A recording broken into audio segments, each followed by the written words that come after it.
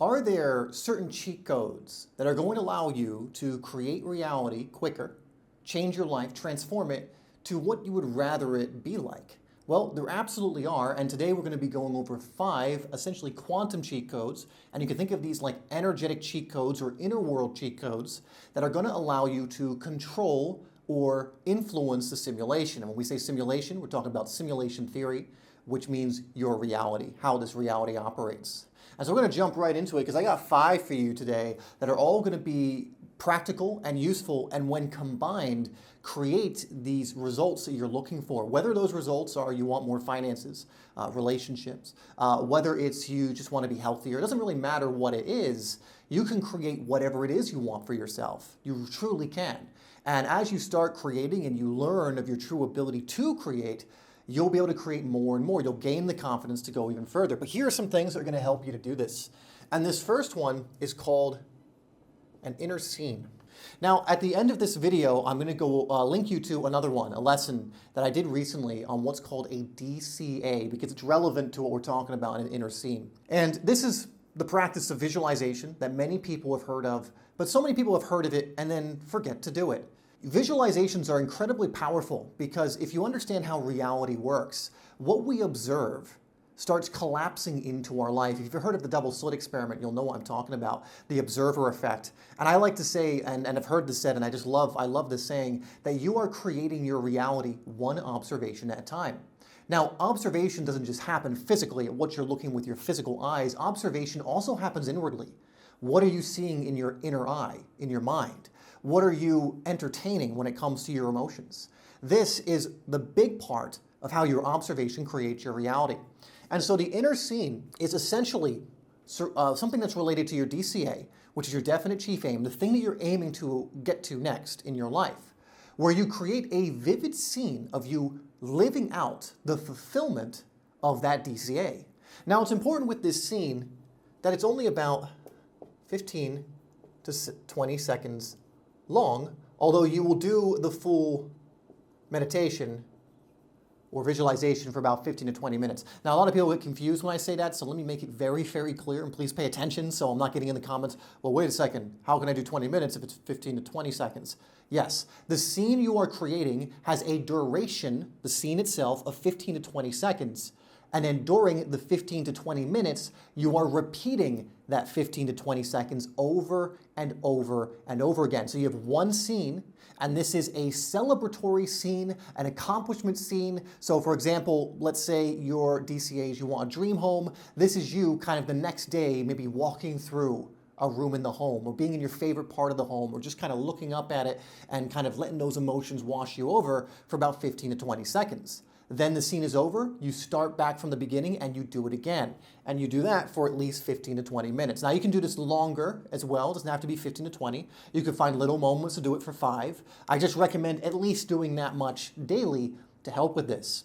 Now with this scene, again, you want to crystallize it. So there's a reason I'm not telling you to walk through the whole house and create this whole movie around it, and it takes like 10 minutes to do so. And the reason for that is because if you do that, your focus is all over the place, you will get distracted, your energy isn't where it needs to be. But if you only need to focus on a scene that's 15 to 20 seconds, you can give or take there, it could be 10 seconds, you can go a little more. I wouldn't go beyond 20. And you're replaying that scene over and over again, you're tuning back into those emotions over and over again, then it crystallizes this scene. You create the neural pathways that allow you to visit and live this scene often, which sends out the signal to the universe, through the law of attraction, whatever we want to call it, that you're sending out these instructions and this is what you would like to receive. You're also sending it with emotion. Again, you need to assume the feeling of the wish fulfilled, as Neville Goddard would say, Napoleon Hill's DCA. And as you keep doing a singular scene that you're able to focus on, you crystallize this scene quicker. Or if you're trying to do 10 minutes, 20 minutes, or you do a different one every single time, that can be a good separate exercise to help you feel good about it, which you'll understand why that's important in a moment. But have that singular scene, one scene that's quick, that you can repeat over and over again, so it's so vivid to you that it's almost like you're in the scene itself. Now with the scene, that's a good thing to mention, it's first person, not third, you're not looking out down at the scene, you're doing this scene as if you're really there living it. You're feeling the emotions, you're getting your 5 senses involved.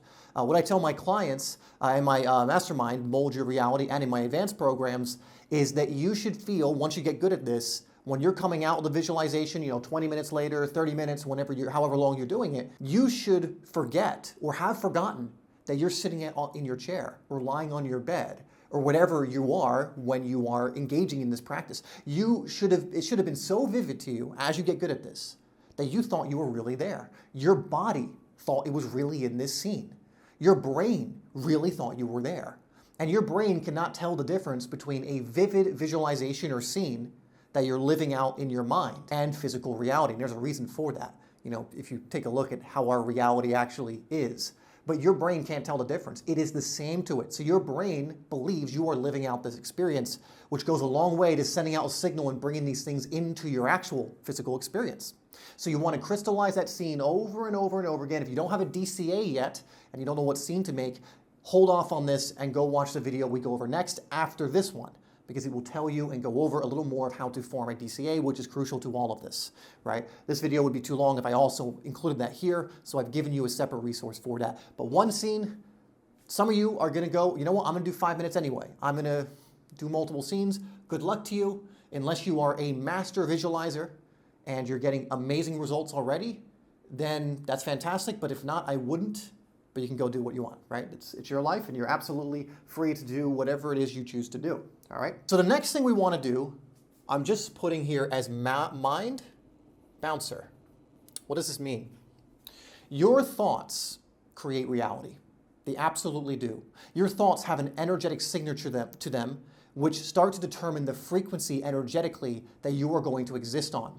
If you exist on one frequency, you will receive whatever the quality of that frequency is. So a lot of people are on what we could call a negative frequency due to their negative thoughts, and then they acquire negative things in their life, more negative thoughts, feelings they don't like, and then these results that they do not want. But if we are more intentional with this, and we think better feeling thoughts, we understand, we get what we think about most of the time, and you start intentionally thinking, and you only let in that which serves you when it comes to your thoughts, you're going to change the game. You are going to see different results in your life. I guarantee it. I promise you. So this idea of the mind bouncer is to imagine that at the doorway to your mind is a bouncer. And you've trained this bouncer only to allow certain thoughts in, thoughts that serve you. The DCA and inner scene help with this because as you visualize and create this scene and have a DCA, that trains the bouncer to only really take in thoughts that support your DCA and to turn away thoughts that don't support it from entering your mind. Always guard the doorway of your mind. Now, some people think, well, these thoughts are my own. I guarantee you they're not. They're from programs that you never, a lot of times, didn't choose to have. They were given to you. You can reprogram yourself, though. This is one of the ways to do it, by changing your thinking. And you also pick up thoughts. Your brain is a transmitter and receiver, meaning it is receiving thoughts. A lot of times, it will receive thoughts that are within range of your frequency.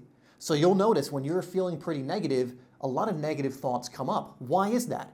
Because you're within that frequency. That's the frequency you're sending out, or the energy you're sending out, which is putting you on that frequency. And so similar thoughts start coming in like you would a radio station. If you're on jazz, you're going to get jazz music, right? You're going to get jazz thoughts. If you want rock and roll, you got to change the frequency to a different station. So the way you do that is to notice you're on a certain frequency. Make sure your bouncer is guarding the doorway to your mind. And when these thoughts come in, just observe them, but don't let them in.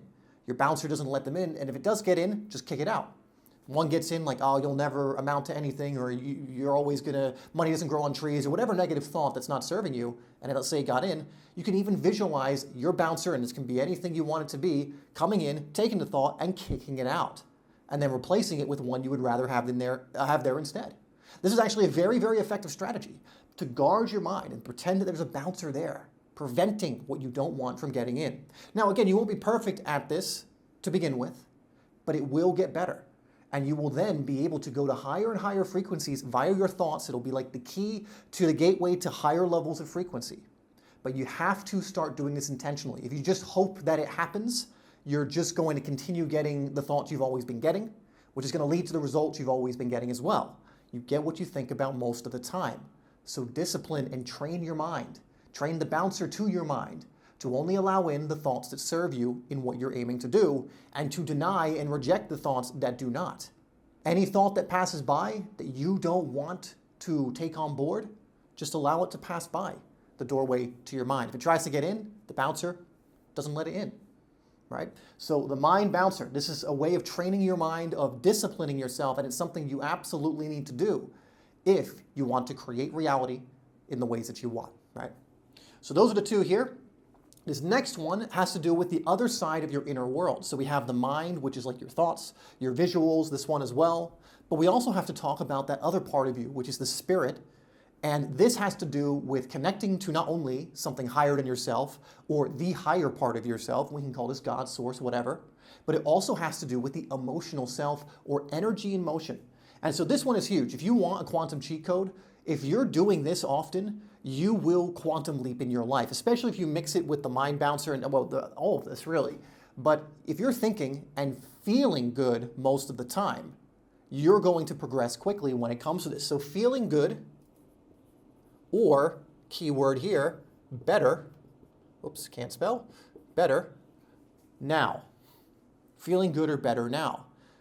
Thoughts in a vacuum don't have a lot of energy. So a single thought is pretty impotent. It has a little bit of charge, but it's not really that much. You have 60 to 80,000 thoughts a day. So when you're having that many thoughts in a particular direction, let's say it's in a negative direction, that's very powerful, just like it would be in a positive direction. Feelings, however, are already pretty powerful themselves because emotion is energy in motion. It's already kind of classified in that emotional classification. So you can feel it. When you feel joy, I mean, you can feel the energy in your body. When you feel anger, you can feel that. Fear, like it's very obvious and very apparent how powerful that is. So if you're feeling good or better now, most of the time, guess what frequencies that's putting you on? Some pretty damn good ones. You are now on the frequencies, when you're doing this, of your ideal life. You are assuming, as Neville Goddard puts it, the feeling of the wish fulfilled. That's by Neville Goddard. You're assuming the feeling of the wish fulfilled. When you're feeling good, that is what you're doing, because I'm assuming that you feel good in the wish fulfilled, in the thing that you're aiming for. You need to do that now. Most people believe, oh, once I get the thing, I will feel a certain way. This is called feel good when. But we need to feel good now. Because you need to be it now. Why? Because if you don't be it now, you can never get on the corresponding frequency you need to be on for these things to come in. So if you're in jazz and you want to be on rock and roll, but you're like, oh, I'll do the things that happen on rock and roll and assume that and feel that way when I'm there, you're just going to be on jazz forever. But if you go, I'm going to assume the feeling of the wish fulfilled, I'm going to act like someone already on rock and roll, I'm going to start visualizing the scene and only let thoughts in that correspond with that rock and roll station, then you're suddenly going to jump up frequencies very quickly. So feeling good now, assuming the feeling of the wish fulfilled, that inner scene is what's helping you do that, by the way, having that DCA, then you're assuming the feeling of the wish fulfilled while you are engaging in that scene. And by doing that and feeling good or better now, and notice I said better.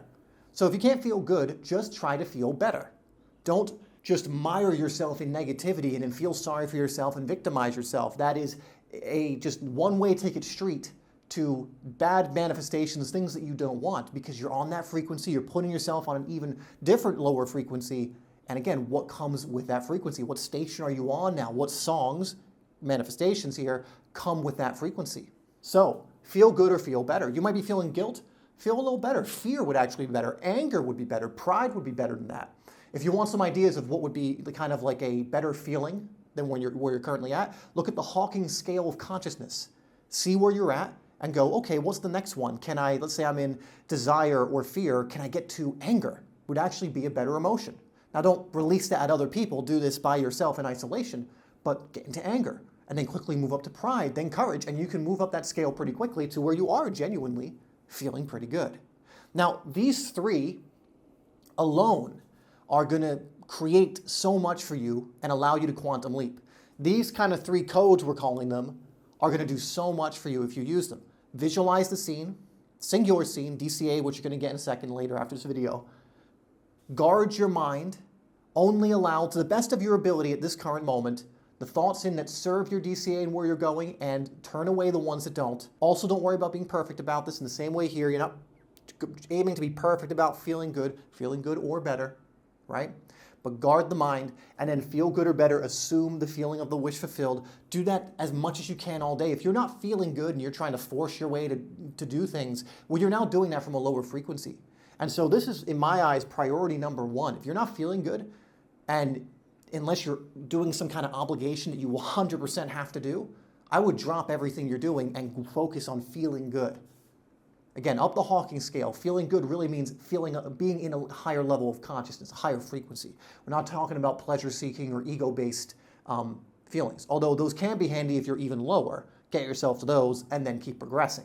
But feeling good, you're going to be amazed at what happens when you really honor this. Because if you try and feel good when, you're never going to get there. Feel good now, you are. Because feeling good is you assuming the identity of the person in that scene. That person's feeling good. That person's happy. That person's whatever. You need to start putting yourself into that state, bringing that state in the best you can for now. Just the best you can. Just a little bit better, and then a little bit better, and then a little bit better. Just do your best. You don't have to jump from 0 to 100 here, but make your way up there the best you can. Catch yourself when you feel like you're going down frequencies. Now, this next one is going to help you when you're going down frequencies and you feel trapped and you feel like the chaos is getting to you. This is one that I actually give a lot of my advanced clients. I'm going to give you some of it here. And these are called storm breakers. Now, as you go on this journey, there's something called the law of continuity, which we're not going to cover today. But essentially, what it means is as you start changing frequencies, some chaos will come up because your physical life now has to elevate from the old frequency. And to do so, certain things have to be cleared out. So you'll hear a lot of people say, you know, I lost my job when I started doing this, or a relationship or whatever else, and that seems like a bad thing. But that relationship isn't going to support them at this new frequency. It can't coexist with it unless it somehow comes up. The old job won't either. So these things start being removed from your life. So this is why when a lot of people engage in this, sometimes so-called negative things seem to happen, even though they are doing the work and trusting the process. These things are not negative.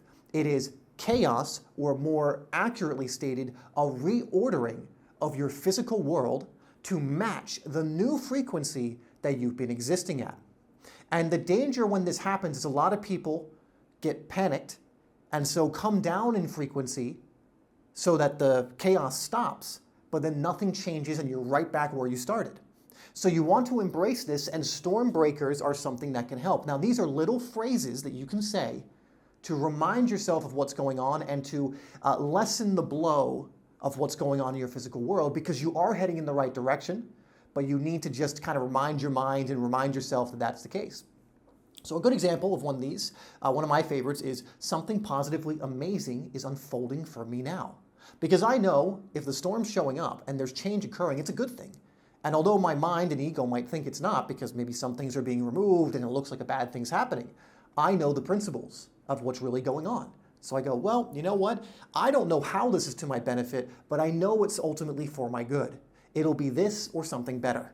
And when you do that, you immediately dispel the negativity or the thoughts that are trying to hijack you, or the frequency that's trying to pull you back down, and you can remain on that higher frequency even when the chaos is there. Understanding that the chaos is simply a reordering of your physical life to match the new frequency that you are now existing in, which you will start to do if you're doing the rest of this, right?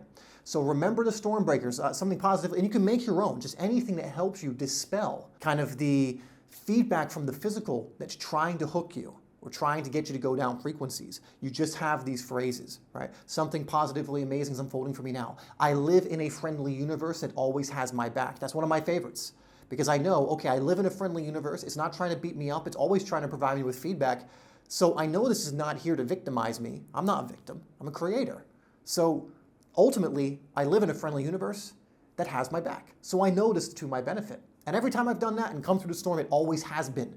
And the thing is, when you come through the storm, that's on the other side of that storm is usually the quantum leap you're looking for. That's when massive, massive, amazing changes begin in your life. All of these things start to come in from left field, seemingly out of nowhere when this happens. Now, the last thing that's going to help you kind of quantum leap when it comes to your growth, and I mention this a lot because it's just very true. You know, I've worked with a lot of people, or talked to a lot of people as well, who have done this versus doing this, and the ones doing it and like actually doing it, you know, committing to the process, are always getting better results. Like, it's not even close. And this is simply the mastermind principle. Now, mentioning Napoleon Hill earlier, I kind of almost mentioned him. He goes over this topic and how it's one of the most powerful success principles, having a mastermind. Because your brain is a transmitter and receiver, and so are other people's.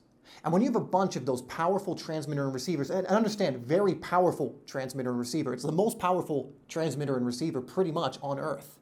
You're always sending out signals and everything else. They're putting you on frequencies, and you're always receiving back information. When you are in a group of people who are committed to creating change in their life positively, to supporting each other, to encouraging each other, to being midwives to each other's dreams, and you have a bunch of these powerful people with their transmitters and receivers that are upgraded transmitters and receivers, not negative people, not, people who are playing the victim or trying to drag you down like crab in a bucket, but people who are all kind of sending out a really good signal. These signals mesh together, they combine, and they become exponentially more powerful. So when you're in a mastermind of like-minded and like-hearted people, and you tune into that, it increases your ability to do all of this and manifest faster, because now it's not just you alone. There's a famous biblical quote. It's kind of like, when two or more gather in my name, right? And this is when, like, basically your prayers and everything can become even more powerful, when they can become answered, and all these miraculous things can happen. It's pointing at the same principle, that when two or more people come together for kind of a singular purpose, moving in the same direction, it becomes exponentially more powerful, the energy you're sending out. And that's just 2 or 3 people. Now imagine, 12 people, imagine 20, 40 people. It gets more and more powerful. And so if you want to join something that I'm doing that's about that, you can check out my Mastermind Mold Your Reality down below. You get mentorship with me. You get to tune into a great group of people. We have a program in there you can go through that's going to help you with all this even more, go deeper into it and show you exactly what to do. So if you get confused or go off course, we'll get you right where you need to be. And like mentioned, we're already getting some phenomenal results, and we opened a few weeks ago, I think. We got people getting money coming in, someone got their dream job already, and I'll pop some of these on screen, and just all these amazing things are happening. So if you want to use that one, which is a very powerful one to use, and you're kind of tired of going alone and trial and error and just years of it not working for you, then this could be the solution for you, because we're going to make sure it works for you so long as you're ready to do the work and trust the process. I can pretty much guarantee if you are, you'll start getting results by going in this and going through this. Anyway, guys, that's going to do it for these 5 quantum cheat codes that are going to help you and allow you to control the simulation. I'd go watch this video next, which is the one on the DCA that I mentioned. Again, that's going to tie in really well with all of these, to be honest, but the inner scene, you're creating it around this DCA, so you need to have that created before doing that very powerful practice, which I go over how to form here.